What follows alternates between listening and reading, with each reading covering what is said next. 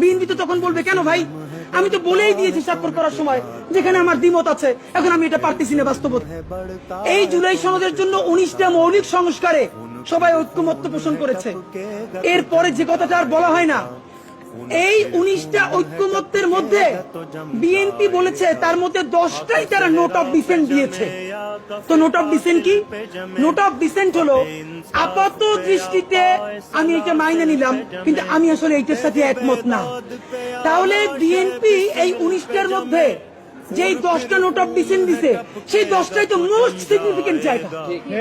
তাহলে বিএনপি সরকার গঠন করার পরে এর একটাও যদি বাস্তবায়ন না করে, তাহলে আমরা কেমনে বিএনপিকে ধরবো বলেন? মানে এর আইনি বাধ্যবাধকতা কোথায়? বিএনপি তো তখন বলবে কেন ভাই, আমি তো বলেই দিয়েছি স্বাক্ষর করার সময় যেখানে আমার দ্বিমত আছে, এখন আমি এটা পারতেছি না বাস্তবতায়। মজার ব্যাপার বলি, সরকারের কয়েক জায়গায় জিজ্ঞেস করেছি, বলেন তো 19টা মৌলিক সংস্কারের মধ্যে আপনাদের কাছে একটা মোস্ট সিগনিফিকেন্ট কোনটা? তারা বলেছে সংসদের উচ্চকক্ষে পিআর ব্যবস্থা আনুপাতিক হারে। এবং আপনাদেরকে জানাই রাখি, সংসদের উচ্চকক্ষে যে পিআর, বিএনপি এখানে নোট অফ ডিসেন্ট দিয়েছে।